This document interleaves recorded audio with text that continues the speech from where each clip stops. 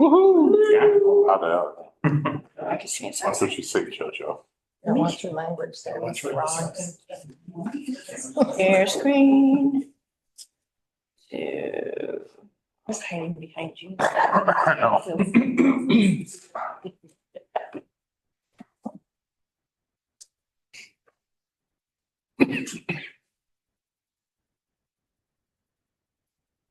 Isn't this a part of the meeting where we're supposed to talk? Now, how do I get it? When was this? Start with a moment of silence. Look at Kevin. Some 30 fingers. I know. Yeah, okay. Nice. Right now. We just share here. Yeah, and then get and then share. And then I wanted to show you this picture. we're on, or if you were playing your laptop. Yeah, well, This picture for. is that how to do So it? if you just click on it, it'll. I can get it. IBOs, carb shorting. There. Oh, perfect. Oh, I think it might have double 12 clicked. feet long. This is slim. There you go. Okay. All right, Pablo, you were so ready. Thanks for this, Yes, exactly. so we can record it. Took it. All right, everybody. Here we go. So, as we've introduced ourselves, just quick note. We're attorneys, but we're not your attorney. We're not giving you legal advice. This is just general information. And in particular, so our main topic today is regulation of residential property wholesaling. So hopefully you all slept well last night. No. It's going to be riveting and you're really going to want to stay awake for all of this. It is important it's dry. It's brand new, which also means we don't necessarily have a lot of answers. We read through the rules and regulations, the statutes and regulations, but until it gets implemented and they kind of start the process a little bit more, there'll be lots of gray areas and you all might be part of the living laboratory of trying to figure out what all these First people sooner still. Yeah, exactly. We're lab rats. So again, and maybe I'll just start with too, they've started this regulatory regime to regulate residential property wholesalers. And, generally speaking, it looks like this is sort of a wave that's coming through. A lot of states are starting to do it. If you do happen to do work in other states, you should be looking and checking their laws as well. But I think it's just becoming a more popular activity. And anytime something like this becomes more prevalent, you have people that are doing good work and you have some shucksters who are, the bad apples that make the barrel bad, right? So, you can certainly go on Reddit or anywhere and find stories of people talking about how they leased grandma for $200,000 or something like that, right? Those kind of stories, are going to go up and make lawmakers say, well, we need to do something about this to make sure, if nothing else, and again, most of this is about making sure people understand what the transactions are they're getting into and sort of a little bit of the parameters. There's not a lot here, so we'll see if they add on. I mean, the way regulatory burdens work is they start small and they tend to grow. Doesn't often go the other way. So all we can do at this point in time is figure out if you meet the definition of a residential property wholesaler, and if so, register and get your license and follow the rules. So we'll kind of go through that a little bit. And just at a very basic level, who is a residential property wholesaler? It's somebody that markets residential property when they have an equitable or contractual interest. And at the time of marketing, they have held it for a short period of time and they have a limited investment in it. So those are some of the parameters. So we'll go through what each of these means. They're defined by statute and regulation, but there's, in my mind, quite a bit of ambiguity in some of these. So all around, it means, sometimes laws are gray because they want to make sure you are not towing the line, right? They want you to be unsure of where the line is and therefore be more cautious about your sort of whether you need to comply with what your compliance obligations are. I'm totally sure that's the case here. I think this might have just been the law that kind of got passed through without maybe a lot of thought on the finer details. And so those are the kind of things that'll get worked out over time. We'll see. So I'm flipping a little bit. I'm going to start with what is residential property? So what is the kind of property that we're talking about that you need to be licensed if you're dealing with? And it's real property, in this case, zoned for residential use. So they're not looking at use per se. It's just any property that's zoned for residential use. So again, that could be single or multifamily zoning.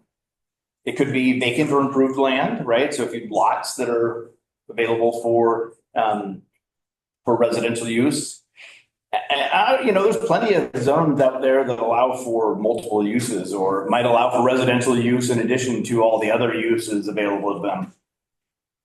I'm not really quite sure what that means. And I don't really even quite know what it means if you're in, say, what about a residential house that's in zoning that's been grandfathered in, right? And zoning has changed underneath it. In my mind, I suspect that if it looks like a residential, if it looks like a house, you should just assume it's residential use. But you would need to find out the zoning and whatnot to check. It also includes a condominium unit. And again, they just say condominium unit. It doesn't say a residential condominium unit, so it would appear to apply to industrial, commercial. Some condominium units are lockers or parking spaces, storages. So any condominium unit would appear to count as a residential property. So the key is just to remember when this says residential property, it doesn't necessarily mean, your single family house. So then part of this is you're marketing this residential property, and we'll talk a little bit more. And again, this is a little bit more straightforward. It's advertising or contracting with somebody to advertise. So, a newspaper or whatever it is. Or just, newspaper. Remember those things were? Showing your age. Share with everybody, what was funny? Newspaper advertising house. Yeah. nobody does. In Remember weekly. back in the last. Yeah. Where you pick up the payphone and you call the. The quarter in. Yeah. Yeah, exactly. Or you can solicit purchasers for the purchase of property. So that could be publicly or it could be privately. Your cold calls. Yeah, your cold calls, going door to door. The door knocking. Yeah, right? So, and this does seem to cover written or oral communication. So, Really gray law. yeah, It's everything. That's as gray as it can get. yeah, exactly. And again, the idea is, I think, more disclosure rather than less. But if your intention is to buy it, not necessarily to wholesale it, and then you decide, if you decide without waiting the proper time, then you're at fault, right? Even though That's correct. could you do it once? I mean, you bought it. You don't like Remember, it. he's not your attorney. I'm asking because they allow you to do that once in the Chicago area where I'm from. Oh, And they passed a law that you can't do that more than once. So maybe they thought of, hey, what happens if a guy buys a house, decides he doesn't like it, and he just passes it on to somebody else? yeah. Could happen. Well, you'll see in the further slide, they do have a particular step. It just says even one instance of it is enough to require licensure. So, yeah, no minimum exception, no sort of, yeah. But I didn't mean to do it. Hopefully that will reduce what the fine is. And it will be interesting. Well, we'll get a little bit to what happens if you're not in compliance. So again, another aspect is kind of the heart of what a wholesaler is, right? Is you have, again, they define it as either equitable interest or an option to purchase And so that's a little bit unclear to me. Equitable interest in my mind typically means somebody that holds under an installment land sale contract. I really think though they intend that to mean a purchase and sale agreement, earnest money agreement.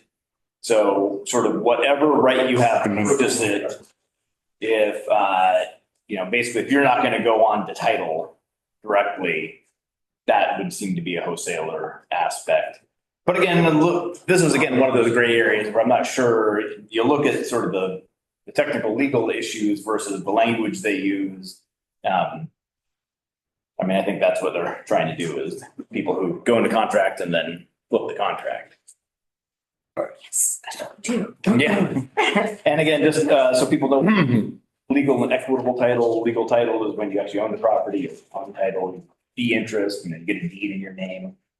And an equitable title is essentially you have the right to buy the property. Again, on a very pure legal level, that's really only under an installment land sale contract in my mind. So it'll be interesting to see if this ever gets tested. This would be one of those things where if you do it once accidentally, you might say, okay, we'll get an argument.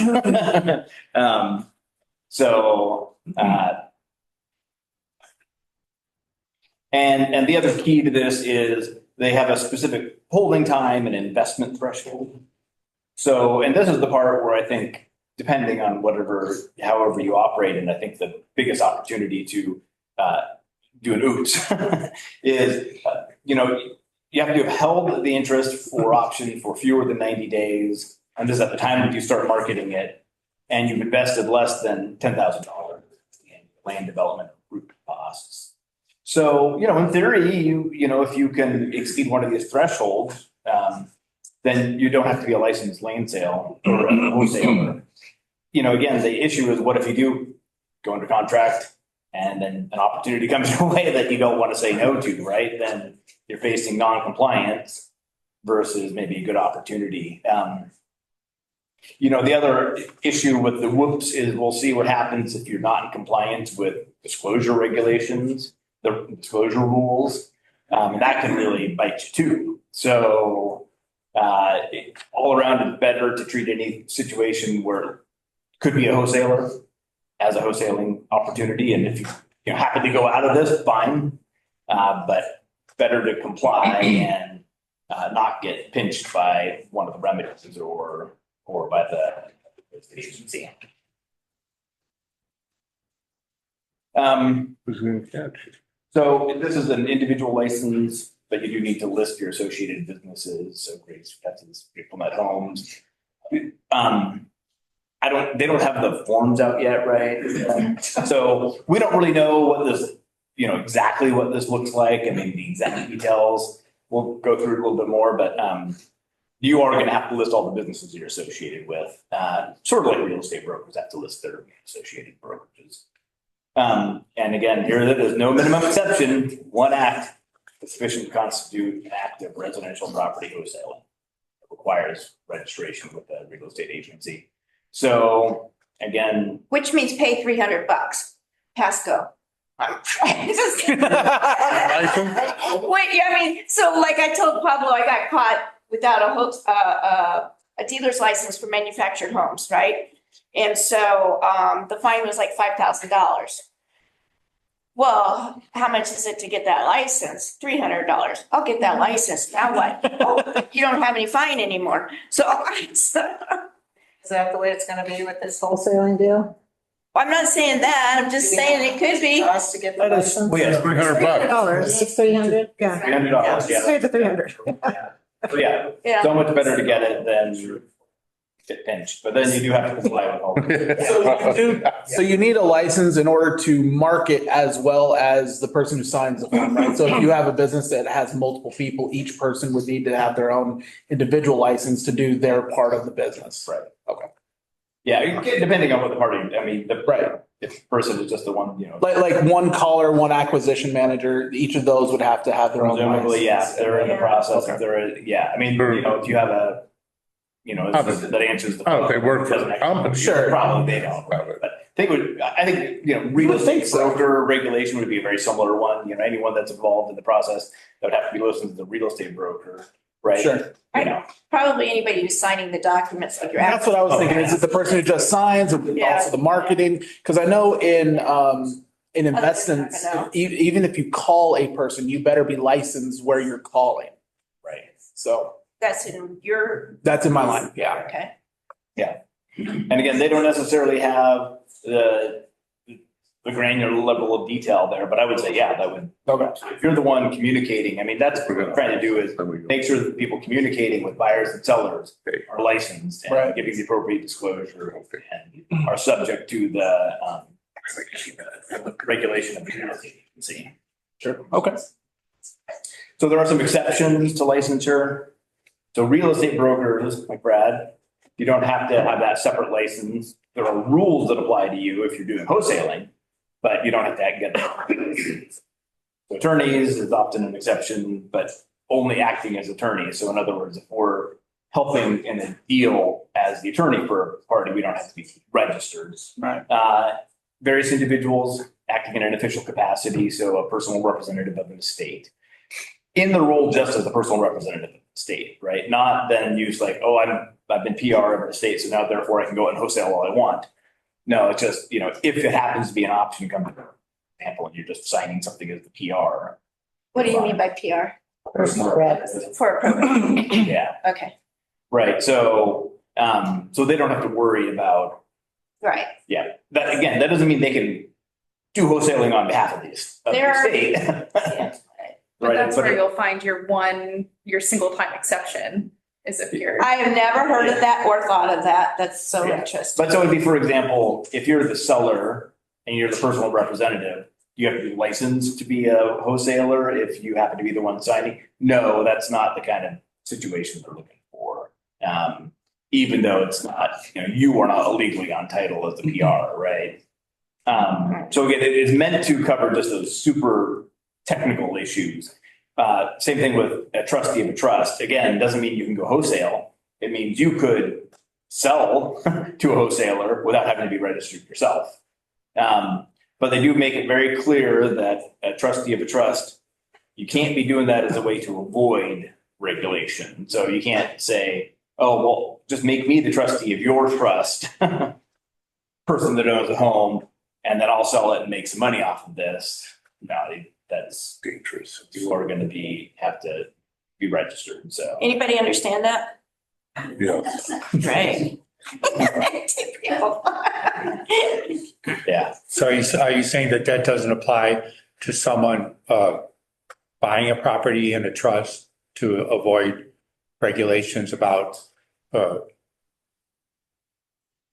I heard of that as a strategy where people will buy in a trust and then assign the trust to somebody else, like sell the trust to a different person to avoid complications with the law. Is that a loophole, Mr. Attorney? no, that's what they're trying to avoid. You can't use a trust as a vehicle to avoid regulation. So, and again, it's sort of it's always been a weird loophole anyway, because once you're trustee of a trust, I mean, number one, I think there's so many ways you can screw that up. And, when you're a trustee of a trust, you owe very strong fiduciary duties to the beneficiary. And so there's all these sort of kind of unusual situations that could arise if you're not doing things correctly and get yourself in hot water anyway. So I think it would require kind of a deep knowledge of how to do things correctly. And I think it would be different. Yeah, I feel like, because I've put memorandums on my equitable title, equitable interest, my contract on a wholesale deal. Put a memorandum, filed it with this county, and I always call it something Sutton Trust, like ABC Main Street Trust or whatever. And then, but the reason I was doing that was because I was hiding the fact that I was wholesaling. So now if I get a wholesale license, then I don't have to hide it. So I feel like it's opening it up. So that I don't. So if I have Oregon House flippers on lots of transactions, memorandums of affidavits out there, so she's a wholesaler. Okay, a big deal, right? So I feel like it's a good thing. I know that not everybody thinks that, but I feel like it's like says, okay, we're legit. As Oregon just wants their money. That's, Yeah, well, they like tax, yeah, I know, yeah, $300 grab. yeah. Just give them the $300 and Per they year. can shut the hell up. I mean, it's a lot of beer, but whatever. If you're renovating the property and selling it, maybe it takes you 3 months anyway. I Well, don't that's a know. flip then. I mean, yeah, that's not really a wholesale. Yeah, that's what we deal. buying It's it, different. yeah. And that doesn't apply. If I buy it directly and I'm just flipping it out. Well, then, if you buy it and you actually are on title, if you. Yeah. Yeah. Then you just go, then that's the regular, Then, yeah. it's not considered a wholesale. Right. That's not wholesale. They're just trying to eliminate the wholesalers. Yeah, well, He's gonna collect the wholesale fee and they don't like that, right? yeah, I think that's part of it, or at least they're trying to align wholesalers with, my guess is the people that are having trouble getting a property on the market and finding buyers because their property won't finance, because they're not able, don't have the wherewithal to get it done themselves, right? And they're trying to create mechanisms to make sure that it's not people that think you are out there acting in their best interest to get the most money for them, right? So, and again, they want people to make sure that, I mean, I think that's the idea behind it all. Again, there'll be more details, but they want to avoid the situations where somebody who has a good house it's worth X dollars and somebody comes along and says, I'll give you Y, you're stealing a great deal from me. And this person doesn't understand whatsoever that they're going to go and make a profit on this. Has this law already been enacted? And if so, why are we waiting for the details? That's what they do. Yeah. Thank you, Dan. They I have, should have known that. It'll be effective on July 1st. July 1st, okay. That's why we're here ahead of time. but the real estate agency hasn't published some of these items like the registration form or the disclosure statement. So that's what we're waiting for. And again, some of this is because these details are, I mean, this is the way the law evolves is you write a statute and then there's all these gray areas, ambiguities and other things. And all we can do is wait to see how, Pass it to know what's in it. yeah, they'll go forward and then change the statutes as they figure people find loopholes. They'll make new regulations as people find kind of gray areas that aren't addressed. Yeah, so we'll see what happens, but everything else is sort of a living situation, right? So the registration, as far as we know, I mean, it's basically what you think is do, fingerprints, background check, High school. yeah, make sure you have a high school diploma or GED. There's no test or educational requirements like for being a real estate broker, and $300 for registration and for renewals. So, are they gonna require you to let them know where you went to high school, or is it just like on your own? Is that, I don't know, I mean, even getting a job, you don't have to put that down. It's weird. It is weird, like, how would I prove I went? Exactly, like, when I got my license, I don't remember writing my high school down. It's just. It is the strangest thing, and I disagree with it. Right? There's a lot of brilliant people that never got a Exactly. diploma. yeah, I have no idea how they're going to ask you to prove that. Yeah, that's what I'm curious about. How do you prove that? Yeah, Probably in public records, Yeah, entrepreneur who never got a high school diploma. You have the GED though. Did he? Mm-hmm. um, You can't get a job without GED. Not be boring. yeah. So I'm going to turn it over to Tommy to talk a little bit about disclosure. All right. Okay, so in addition to getting registered, really the biggest thing that you're gonna have to stay on top of is making a regular disclosure to several different parties involved in the transaction. So the specific disclosure form that you're gonna use will be published by the Oregon Real Estate Agency. They should publish that by July 1st. I haven't seen it yet. Hopefully it'll be before July 1st. And you should use this form and only this form to make sure that you are disclosing everything you need to be putting in there. The disclosures are going to cover 3 major concepts.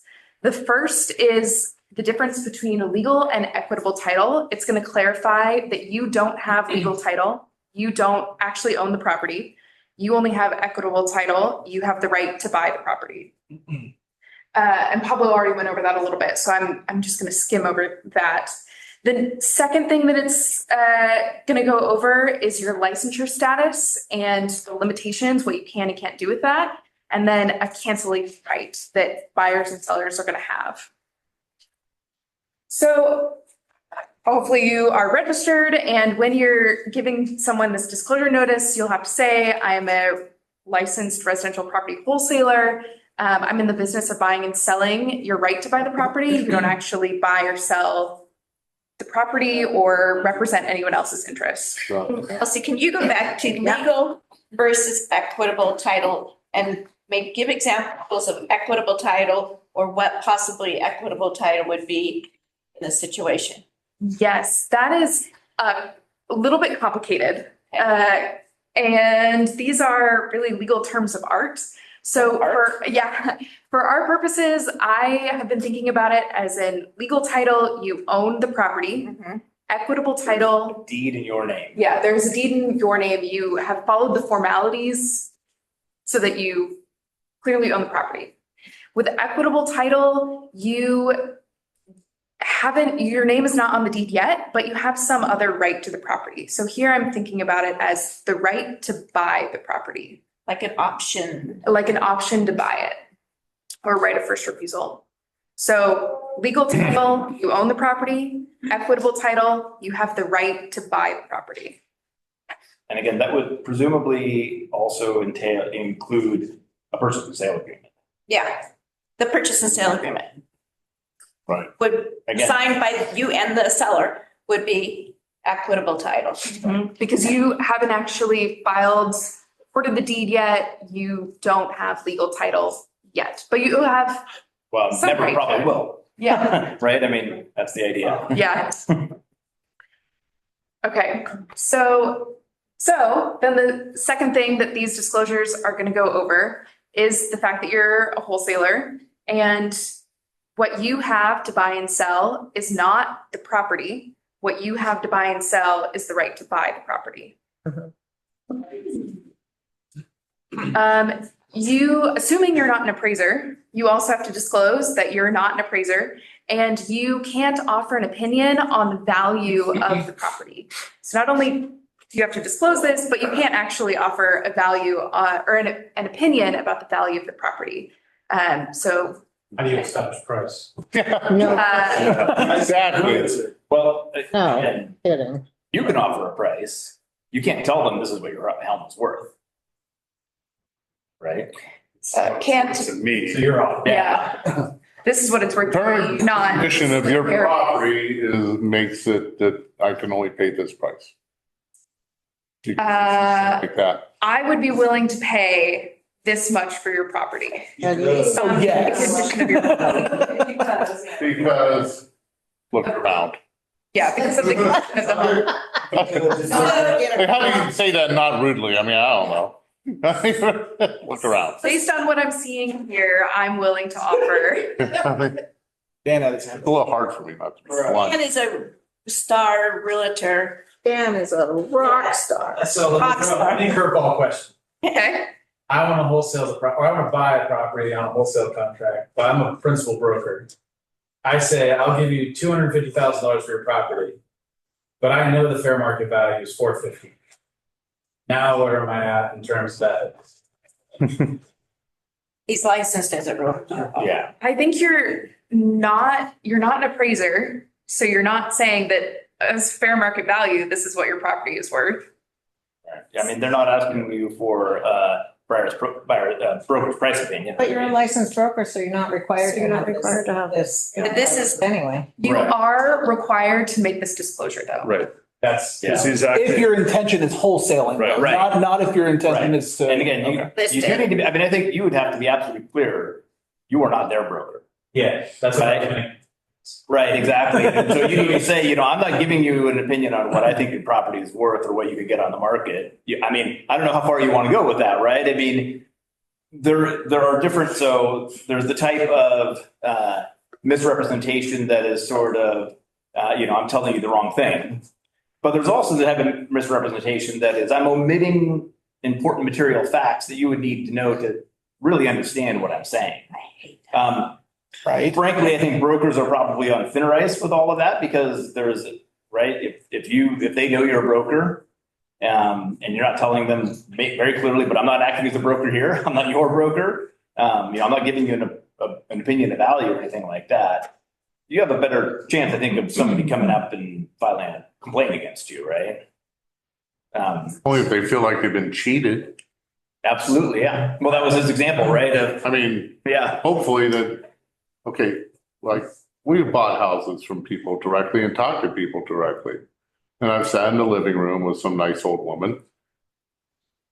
And having to explain that the reason her house isn't worth as much as her neighbor's house is that her neighbor's house has got everything brand spanking new. And your house, unfortunately, ma'am, is the same house that you moved into in 1963.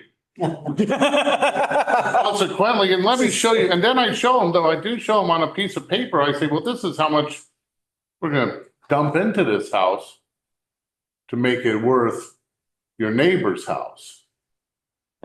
So that's not like, Well, None of consequently, it's giving them telling them what the value of their house is now. You're just telling them why it's low and why you're coming in at what your price is. correct, correct, that's what I'm getting at, I'm trying to ask is this okay to do? I mean, am I now being, not only am I being blunt, but I'm breaking some silly law? Right. Well, I guess what I would say is you've never been able to tell somebody what their house is worth unless you are a licensed appraiser or real estate. I don't know that I'm gonna get that price anyway, so what, Yeah, you know. I mean. I'll get more, maybe I'll get less. For a broker, You know? you're not allowed to give price opinions, right? Right. So I don't have this is not a new concept whatsoever. I don't have a If crystal. you're telling people I need to put in $100,000 of renovations, and you know very well you only need to put in 10,000.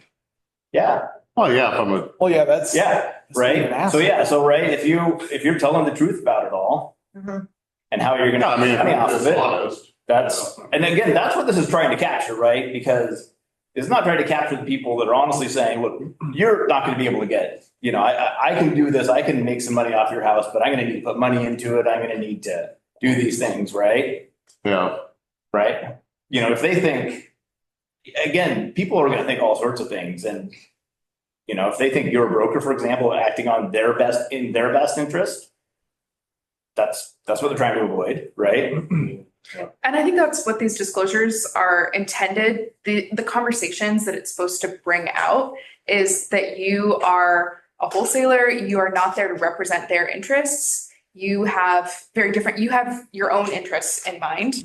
You're not representing them. So if you're not an appraiser, you can't offer an opinion on the fair market value of their property unless you're an appraiser. Yeah. I do think it would be fair, though, I mean, to your point, to tell them, but I don't think you're gonna be able to put your property on the market. It needs work. I'm willing to do that work to get it out there, right? I mean, that's what wholesalers should be doing, right? Is, right? that's what I told them. Yeah, exactly, or, I think financeable. yeah, exactly, yeah. I mean, that's often right, you know, exactly. If you're not gonna be able to get, If you think it is, Mortgage. go for it. That's always been my, yeah. If you don't believe me, do it yourself. yeah, well, and also, I I'll mean, move on, I you guess. probably have connections of people that are willing to buy the house, maybe in its as-is condition. Yeah. You're not gonna just give that up. Like, you could connect the two of them and say, you two have fun, right? That's, how's that for you? Yeah. And if you're not a broker, you also have to disclose that you're not a broker and that you are not allowed to provide professional real estate services on their behalf, on someone else's behalf. So, for example, professional real estate services include a long list of things that you can only do if you're a broker, which would include listing the real estate property for sale. So you can't list the property for sale unless you're a broker. On someone else's behalf. You can't negotiate a property sale or exchange on somebody else's behalf. So as a wholesaler, you are negotiating with the seller for what they would be willing to pay you for this option to purchase. And then you are separately negotiating with the buyer for what they're willing to pay for your option to purchase. But you are not representing either side in that transaction. You are representing your own interests there. So how did they come to a price for the property? Same way. You are negotiating with the seller, and this is a separate, And then whatever y'all come up with. Yeah. yeah, Right. yeah. So you can't be representing what the seller would be willing to pay to the buyer. Those need to be separate conversations for you. Yeah. Should be anyway. Right, yeah. And again, if you do disclose that, buyer is gonna pretty quickly say, I guess I could actually just go straight to the seller here. Yeah. Right. But Because currently, currently, like a property that just came up from one of the big wholesaler out of Portland, that everybody in this room knows what I'm talking about, has a property listed for whatever it was, 180. Yep. I don't know what that wholesaler's assignment of contract is. I have no idea if somebody pays 180, how much the wholesaler's making, and neither does probably the seller. No, they actually bought the property. Huh? And this one actually bought the property. Oh, did they? For 80. I mean, other properties, Oh, wow. where I only knew how much a wholesaler made when I sat down at escrow. Yeah. And then they say, oh, they made 10 grand for it. Personally, I don't care. Now, maybe the guy who sold the house feels like he got cheated somehow. And that's probably who made the complaint. It certainly wasn't the flipper. Most of us flippers in this room, we don't give a rat's butt how much the wholesaler makes. We just need to be able to make money on this house. Sometimes I've seen these wholesalers make, I mean, hell, they did one on River Road. They made 100 G's on that damn thing. Yeah. I mean, And I think what you're talking about is exactly the way the transaction should be working. You don't know how much the wholesaler is making on this. You're not.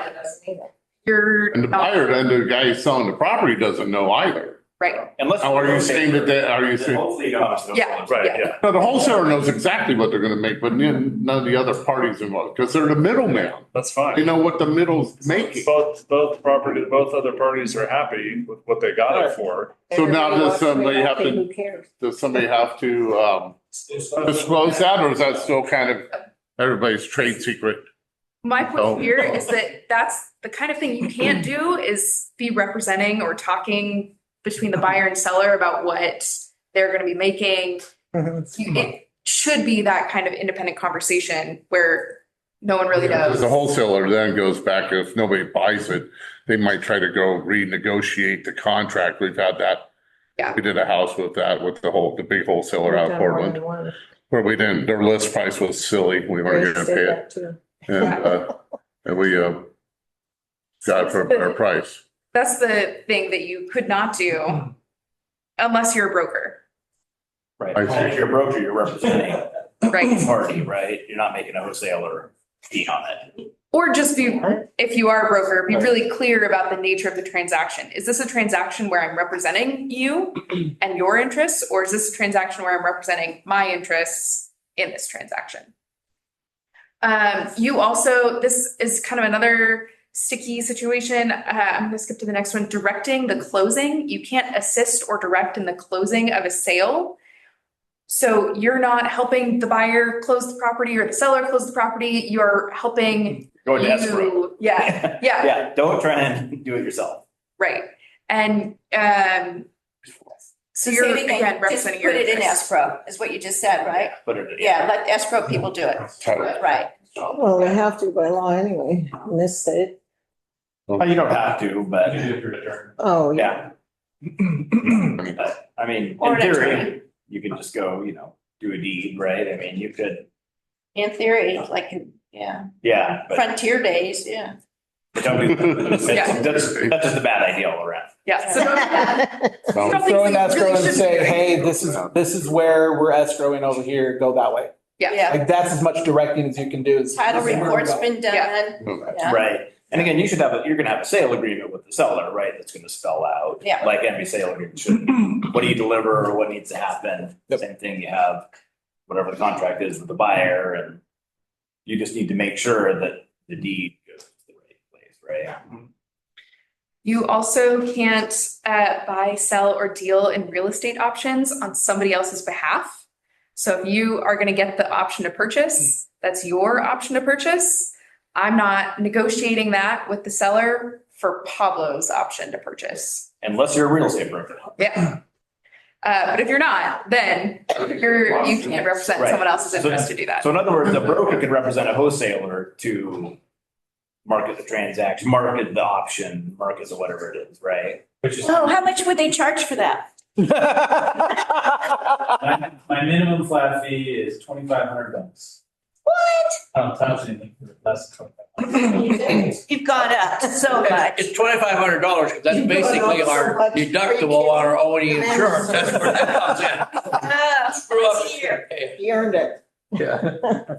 Okay, so those are some of the limitations of your license, what you can and can't do, and what you'll need to disclose to the buyer and seller. Yeah. I guess one more thing. Does all disclosures have to be written and given orally, or can we like have on our webpage a specific page that lists out all the disclosures and then just give them the link for the disclosures? We'll get to that in a Oh, minute. cool. First, I want to, there's one more big concept that is going to be on this disclosure notice that I want to go over, which is going to be a cancellation right that the buyers and sellers are going to get now. Big thing. Yeah, this is a big one. So once you give the disclosure, a buyer or seller is going to have 3 business days to cancel their contract once you give it to them.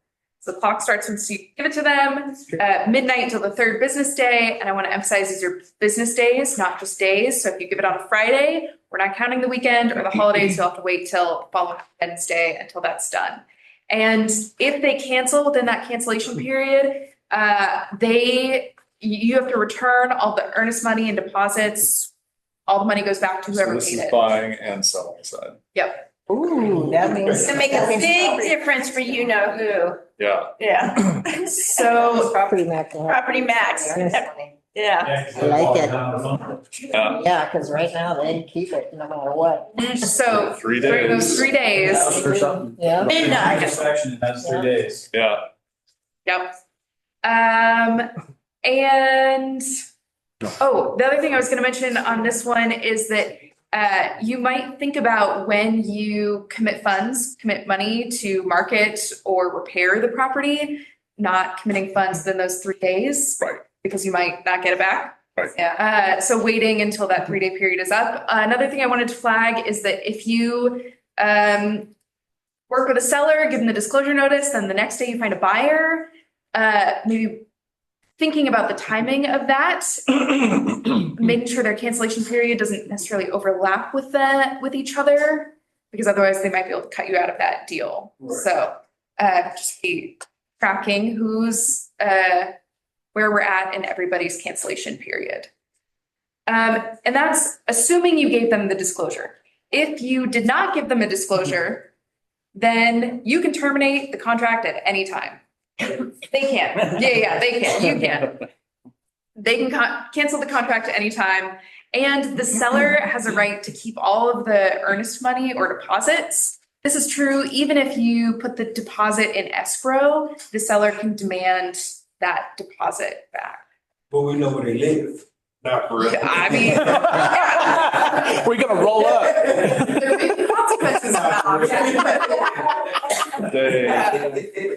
And then this cancellation right also can't be waived by contract. So you can't put in the contracts, I'm waiving my cancellation right. That is not going to work. So is there another disclosure you're giving to the potential buyer as well? Is it the same one or is it? That's unclear at the moment. We'll see what the real estate agency comes up with as their disclosure. What I see in the statute is it seems like they're thinking it'll be the same disclosure, but maybe not. Okay. We'll see. It's easy. And again, make sure that disclosure has to come before the contract. It doesn't appear there is a whoops cure, enter into the contract and then give them the disclosure afterwards. So that's an example of one where, but if you're thinking this is one where you're going to hold it and not it's not going to be within the gambit of the statute and then whoops, turns out it is. So basically, as a wholesaler, if I get a house under contract, I don't go to Brad here and say The same day. and say, hey, I got a house under contract. I wait 3 days to see if you 3 back business out. days. If you don't back out in 3 days, then I go to work. Yeah. And you I probably get 3 days to have fun. You probably also, unless you're absolutely certain you're not going to wholesale that property, It you doesn't. always want to give the disclosure too, because if you If you don't give the disclosure and it turns out you do wholesale it, they can cancel the contract, get their earnest money and. Anywhere in between, Yeah, all the way exactly. down the road. Yeah, they found a better buyer. Yeah, until, presumably you're entitled, I mean, if you then take title to it. So I need this if I'm buying a house. And we'll go over the consequences of disclosure in just a minute. So if those were some of your questions. I was just gonna say, in a normal transaction, retail right now, if anybody doesn't know, if I'm the selling agent and I do not provide you within 5 business days the disclosure of the seller property disclosure, you can still that's the same exact thing. You can terminate the transaction when you're done. So we've had people like just completely forget, and then the client's like, "Oh, I really don't want this deal anymore," and I'm like, "Well, they never sent us the seller property disclosure. We're out." That's my Joanna.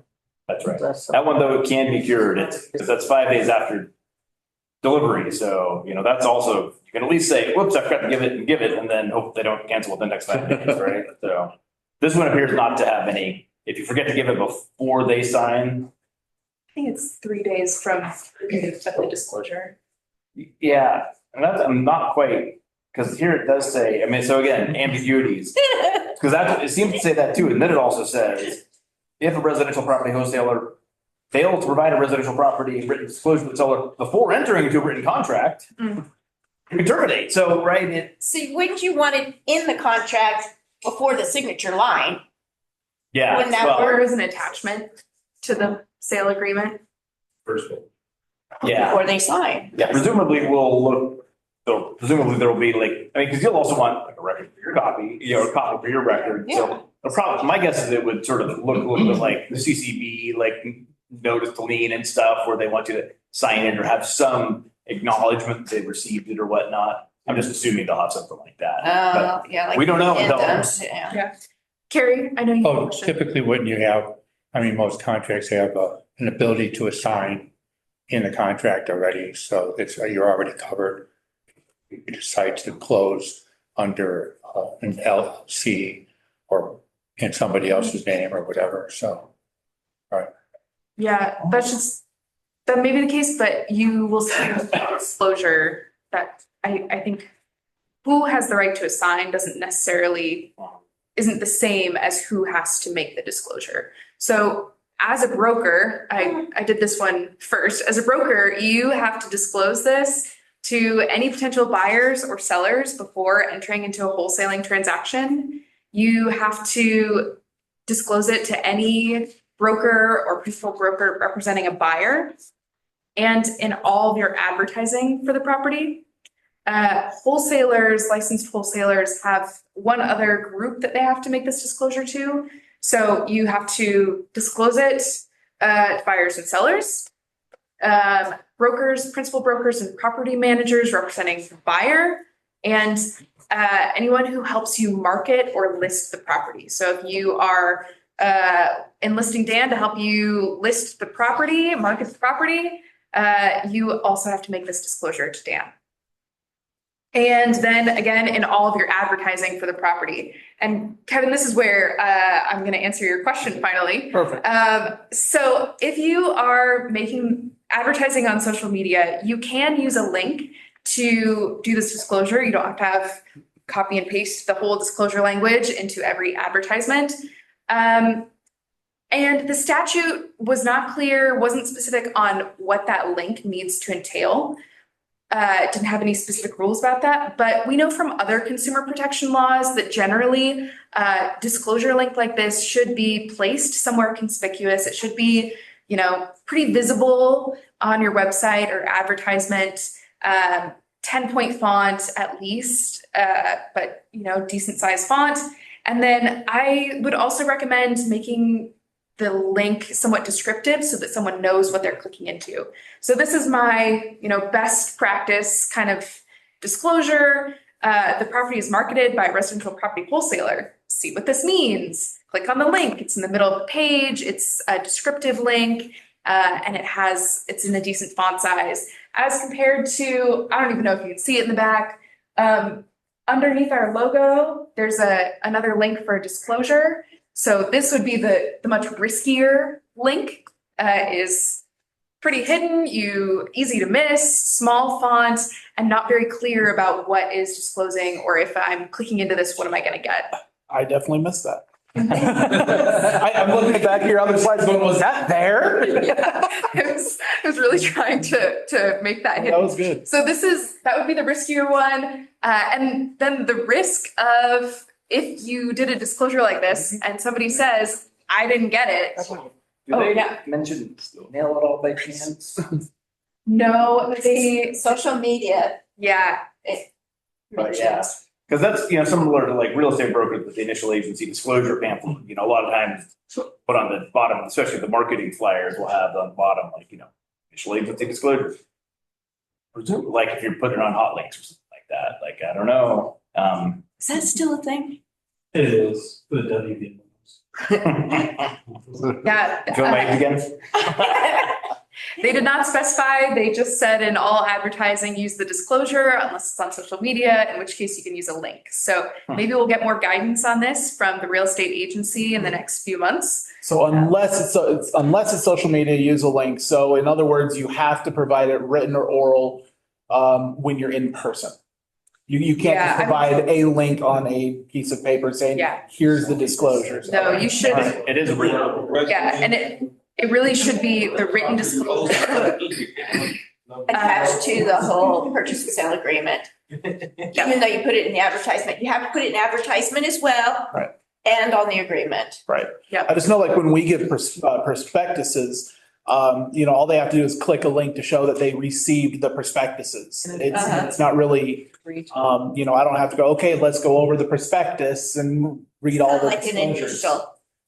Kind of, yeah. Yeah, it doesn't say anything about having to go through it with anyone, but you do have to provide it. And so if they have questions, I want to make sure that you kind of know. That's in the contract before the sign line. Yeah. I like And it. do they have to click agree? Like my doctor one that I just did the other day, I read all that. And it doesn't let you forward into the email until you click that. Yeah, exactly. You're Yeah. stuck on that page and freaking make I mean, it's a lot of fun on your phone with Toast, let me tell you. Another iPhone thing.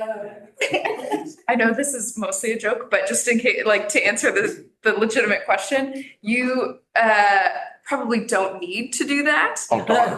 But, if you want to, as a best practice to make sure that somebody received that notice, it can't hurt if you say, yes, this. Yeah, click agree and then. And again, Hey. They may have a signature initial line on it too, that you're required to get, so. Don't know yet. We don't know yet. They got 2.5 After months. July 1st, Right. Yeah. I guess we'll all know after July 1st when that certain company in Portland sends us their shit. So if you don't make this disclosure, if you put it on social media, but it wasn't very obvious, or you just forgot to give it, the risk, as we've already talked about, is that someone can cancel their contract at any time, and the seller will get to have their deposit or earnest money back. Additionally, you could be, well, yeah.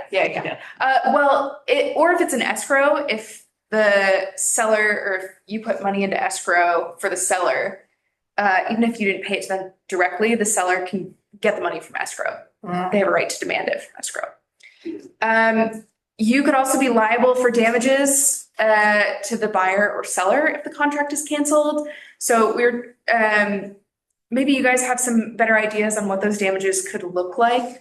To us, it seems kind of fact specific or context specific on when someone would have damages for the fact that you didn't make this disclosure, but just know that it's possible for someone to collect damages.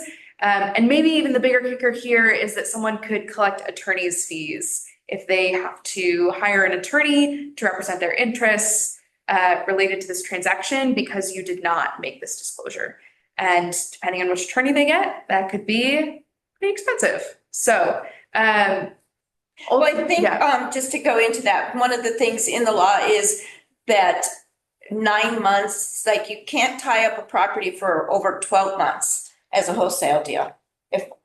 Did you remember seeing that? No, I think that's what was in there. Let's say Is 90 days. 12-month thing. well, that was to qualify as a wholesaler. Oh, that wasn't The the, 90 okay, days. all right, that makes sense. And so like a damage would be, well, they didn't disclose this and they tied up my property for 9 months. I could have sold it during the summer, that kind of thing. Yep. Yeah, and we were thinking about that. Presumably though, if you're wholesaling it, there is upside. So as long as they can still realize that upside somewhere, then if they're not damaged, the buyer is probably more likely to be damaged if they can't buy. And so that could be, I mean, that would be one of the primary, now thinking it through, that'd be probably one of the primary risks. You give the notice to the seller, you have a buyer. And now they're like The seller tied up. terminates. They're yeah, tied up in law. Or they don't get to buy that house that they thought was worth something and they,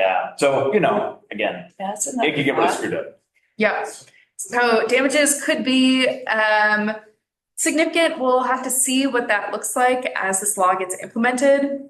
But ultimately, our assessment is that the risk of not disclosing is probably greater than the cost of making sure that you're getting this disclosure to all of the parties you need to give it to. There's also, kind of coming full circle, there's some risks associated with not getting licensed as a wholesaler if you are doing these kinds of transactions. So first, you could be subject to some disciplinary action by the Oregon Real Estate Agency. Not getting licensed and engaging in a wholesale transaction is also a Class A misdemeanor. So there could be some criminal penalties associated with that. That would also include anyone who helps you in this transaction. Could be like maybe a broker or someone who's listing the property for you. If you're not licensed, they could get dinged. There's civil penalties or criminal penalties and then civil penalties. The civil penalties could be, I want to say $1,000 to $2,500 for the first instance. And it goes up if you still didn't get licensed and got dinged again. You also might lose whatever profit you were supposed to make on the property. You might have to pay that back to somebody. And then going back to the misdemeanor charge,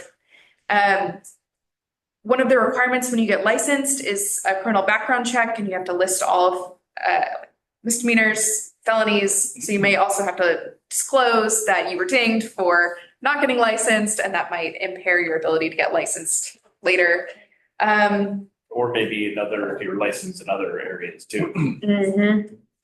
And then you also might not be able to bring claims to represent your interests in the property unless you can prove that you are licensed.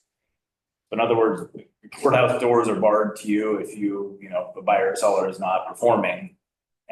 You're not going to be able to go enforce that contract. You got nothing. Yeah, it's kind of similar to the unlicensed contractor penalty. I'm familiar with that. If you're not a licensed contractor and you're doing contracting work, you can't sue for the money you should have gotten for doing contracting work. So similar to that. I should also mention that when you talk about real estate agency disciplinary action, obviously real estate licensed wholesalers are subject to disciplinary action just like any other licensed that. So, if you're doing, making fraudulent statements or, being negligent or coloring outside the lines, presumably if you don't make disclosures, for example, that would be, you're not complying with the law. So you'd be subject to disciplinary action as well. Just like any other licensed, profession is, if you don't color within the lines, the regulatory body can ding you. All right, so that was fun. Yeah, that was heavy. Yeah, that was the content. So to recap, you need to get licensed if you're going to be doing these transactions and you're not already licensed as a broker. You need to be making this disclosure to most people involved in the transaction. That disclosure is going to talk about the fact that you have legal title, not equitable title. Thank you.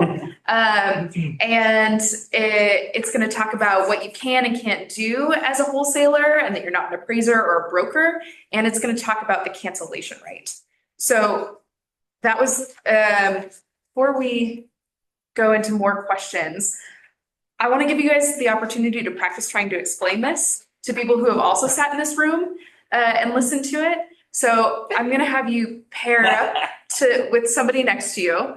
And one person is going to be the wholesaler explaining, you're about to give this disclosure to somebody and you have to kind of give them a heads up, explain what it is. the other person is going to listen to make sure you kind of got most things right. You didn't misunderstand or misrepresent something. And then I also want that listener to ask a follow-up question that you think a buyer or seller might have and give the speaker the opportunity to answer this follow-up question. And then I'll give you 2 minutes for that, and then we'll have you switch roles so that everyone will have the opportunity to try and explain this in broad strokes, and then an opportunity to challenge your partner with a follow-up question. So do you want to do like press first? He wasn't even in the room. I think he's coming down. That's funny. He just went to the water. I have not a clue. Right. I'm gonna buy this house from you, Jojo. Where's your, I'll start. There, I'll tell you this, because I happen to have it. Put it on the market in my butt cheek. You need to get rid of it. Like to read that now. so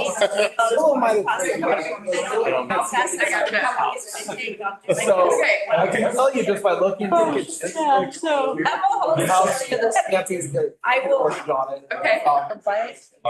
give it you. It's not up. It has a crack in it. That's good. I don't know. I would rather just believe that your house could go on. Makes sense. Yeah. Well, So I have a what I could do. And I have no idea that it could be. I can sell stuff on. I know people. Well, let me ask you. I did. Market? We already did it. Here's my thing. A wholesale property. It's unknown. Right. I'm gonna sell it. I'm gonna try to buy it and go to fucking wholesale spot if I can. But it's not going to. That'd be awesome. Most likely 10,000. No holidays, no Saturdays, Sundays. That's a lot less than, really. The house, a But lot less problems for you. but I can. Not a wholesale. You're dead. Because I've got a lot of practice. I'm gonna. Exactly. No, I will. Wholesale. I don't think wholesale at all. That's a 2 hour. You might buy it. Some of them, but- I don't know. I haven't figured that part out yet. If there's all these different property, I'm gonna do the. All these. Yeah. I got pee. I don't I don't want to. All that was. I'm not gonna sell it to one of those. I don't want to just like, You can. I mean, I am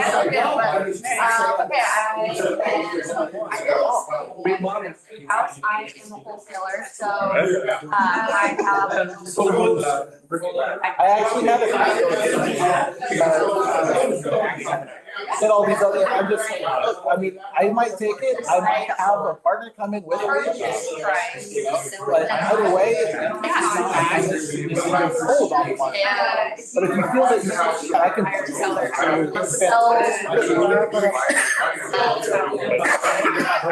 Pretty much. And to a lawyer, it's like, they told me. Yeah, so for that work, I'm gonna be the middleman, like the seller. That's what With the alternative.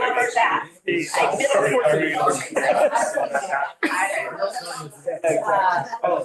Also, it's By the buyer's gonna pay me for this. The buyer, yes.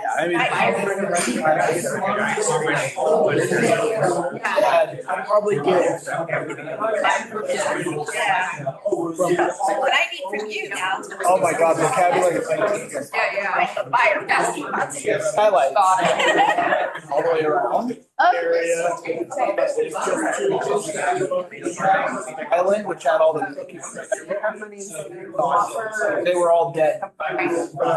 Yeah. I insist to do all. Yeah, you know it. But you're not a member. I would always, I always guess how much they. Look at the house. Oh my word, that was all big. That would have been a good wholesale deal. My marketing. as coming out for a good time. Has not been right. Trying to get it ready for sale. Right, because that was. Or it has a QR code to my website. Really what I always. Get a couple shots. Thank you. Wholesaling's worth it anyway. All that right now. It's the one we're waiting for that Kevin was talking about. So, 87. time. So good, get attorney. Yeah, I mean, that's a huge margin too. Well, I'm kind of curious what their ARV is on that. If They're went from 80 to 1. 335. Have we all had an opportunity to try and explain this? Yes. 1-1. And how did it go? Was it easier than you thought? Or It's not hard, it's just remembering everything that needs to be disclosed. yeah, I can see that. And hopefully when you have this disclosure notice, Yeah. it'll be a little bit easier to walk through it, have something in front of you, not just several things. But the disclosure notice won't be out until July 1st, right? Well, hopefully earlier, but Hopefully earlier. I have one. Oh, that's cute. yeah. Brad had a really good point about disclosure. Of course, I have agency disclosure, but I have my client's initial every page on that agency disclosure. Because you just give it to them and they say, no, I didn't get it. It's nothing I was just telling her I got into a big commercial thing and I had the buyer initial all 3 pages of the agency disclosure. So then when they sued me for loss of income because I didn't know that the inside of his warehouse had been built without a permit, right? So they came after me for loss of revenue. And what I have his signature on it, I mean, it was a done deal. I was head of the game and as soon as I hit the, Did you guys catch that? No, that was the end of it. Brad said that because he had the And I would do the same. seller Of initial. initial every page of the disclosures and he kept that, it prevented him from getting sued later For sure. when the seller claimed that he wasn't told that Brad wasn't responsible for what the buyer did to the inside of this building. So I think that's a good point, get the initials, keep it. On the third page of an agency disclosure, it says someplace that, it kind of limits the scope that a real estate broker or still in the house. And when you get to that one, it's just like, it was not within scope of my expertise or that I needed to know that the building was built without permit. Yeah, it's very clear when you have the evidence that they saw it. But if I didn't have that, I'd have probably lost a $250,000 lawsuit. Or, yeah, just a pretty big thing. What else came up for you guys? What other follow-up questions Everything. did you present? So I gave one to Pablo just now because he's right here and I asked him. You guys, my marketing material are bereavement cards that I send out for probates, right? And in the cards, it has maybe a QR code that takes them to a place on my website. My website says, call now or put in this information on my website for a quick and easy offer. But when it comes to me actually talking to the seller, I'm always asking, well, how much do you need? What's the best you could do? Right. And they're always 80% because of my bad marketing saying, well, no, I just want an offer. So I need to change my website. But you can give them an offer, you just can't tell them what their house. But so here's my question for the legal minds here. My website probably now needs to have this disclosure of a wholesaler in it, especially my Oregon house flippers. Oh, something like that, yeah. Like a And wholesaler. It could be a link to the Yeah. disclosure, but Yeah. your website should have A page. that. Yeah. And I probably, I don't know, so Tawan, a lot of you probably heard of like people, and that's the guru thing is to say, just click here for a quick and easy offer, Right. But actually, I don't like that. I'd much rather find out how much you need. Well, so there's 2 parts to that. One is, so obviously you absolutely can have a back and forth like that. That's fine. Yeah. There's been research when you look at transactional studies that there is power in putting the first number out there. It sort of sets the expectation, you know? And so I often tell that to my folks is if you're willing to put yourself out there, you know, you might set the so in other words, if you put out a number that's, well, or if you're the seller to go high, Yeah. right? Because then it maybe influences what they come back at in terms of whether they're feeling like, are they putting out a comfortable number or not? So I don't know, but again, everyone's got to find the technique that works for them. Right. So. I guess, yeah, with this disclosure thing, it just kind of puts another, because I was thinking it was really easy, but now when I'm actually thinking about my How do you day-to-day implement? work Yeah. and all the conversations I have and the website and all the marketing material that I have out there. Yeah. It'll be, yeah, Dan. Manufactured homes not on real property, exempt from wholesaling laws because it's not real property. That's an interesting question. It's personal property. Yeah, it is personal property. It's not residential, right? Yeah, no, you need a manufacturer Dealers. dealer's license. Either way, Oregon gets their $300. One way or another. Twice. Money. The statutory disclosure statement, though, I when you mentioned that, I was kind of puzzling over that because in theory, your buyer, if they're going to occupy the home as their primary residence, needs to get a disclosure statement, right? Not on non-real property, it's exempt. For manufactured home, but real property. Yeah. Like if you're trying to wholesale a property to a buyer that's going to occupy it, so not a flipper. And yeah, not everybody does flip it. A lot of people move in. Right. Yeah. But if you don't give them a statutory disclosure notice as well, they're going to have the continuing right to cancel anyway.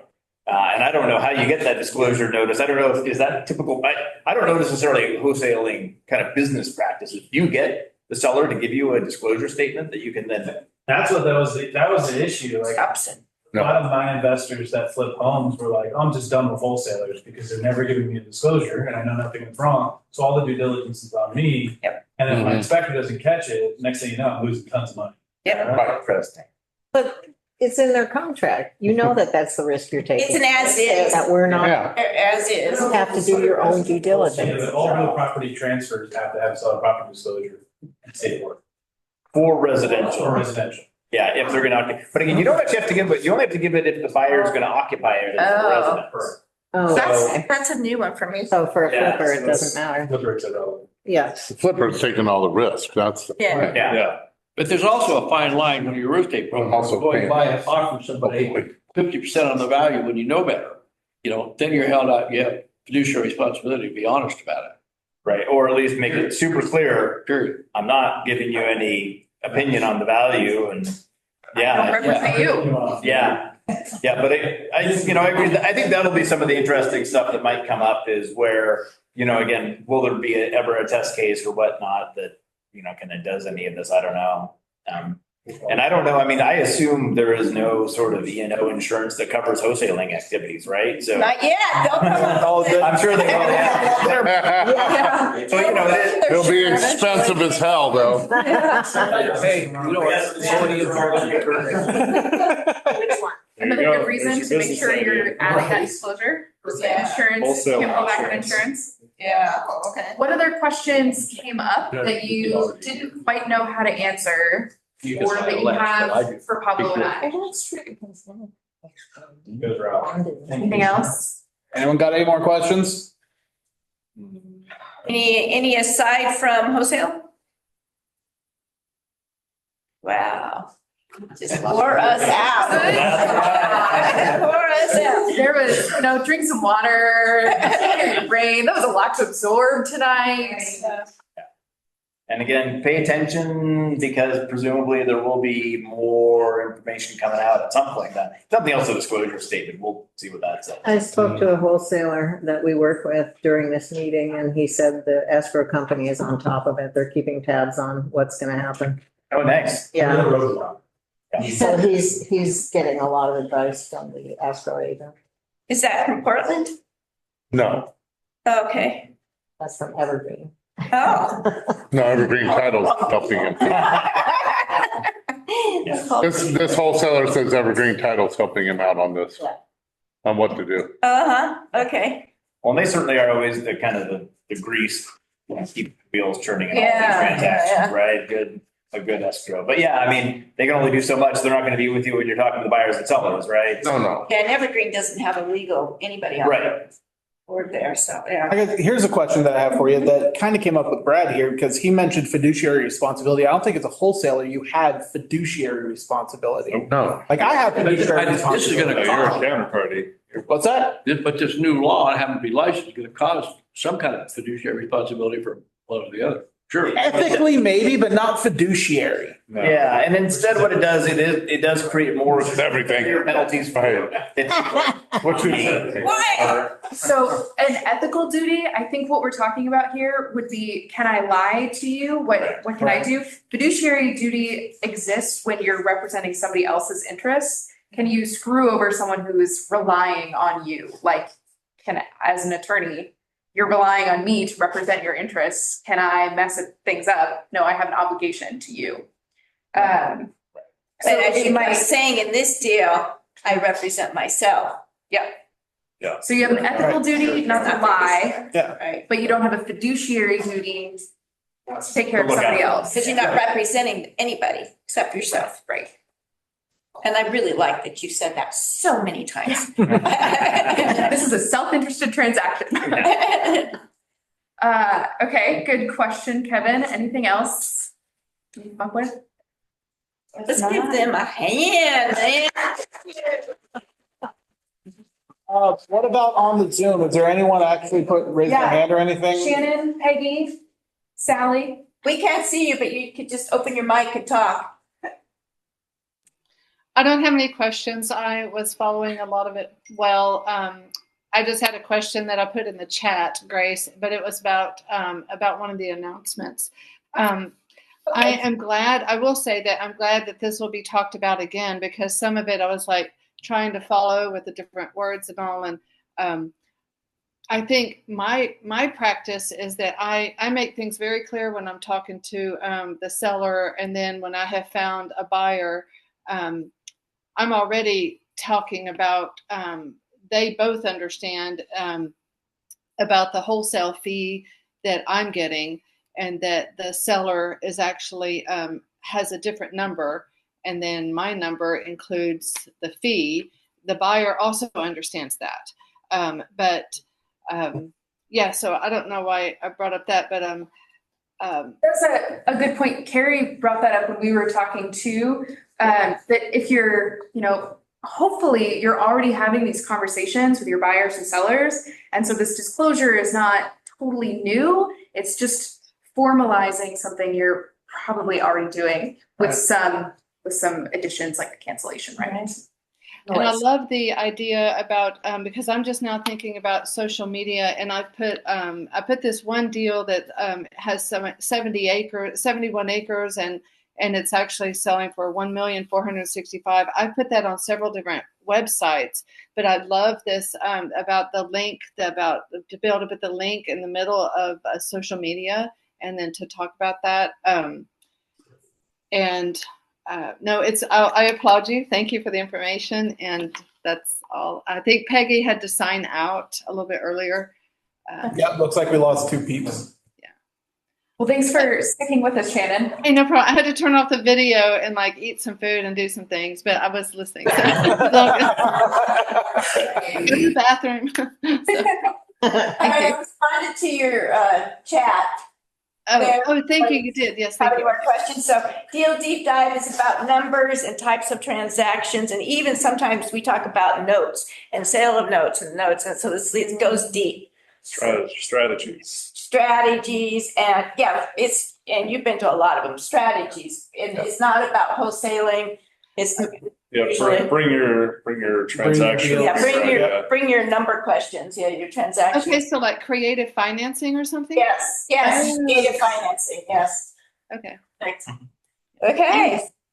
Thank you, Pablo. Thanks all. Kelsey. Thank you very much. I'm gonna quit recording. I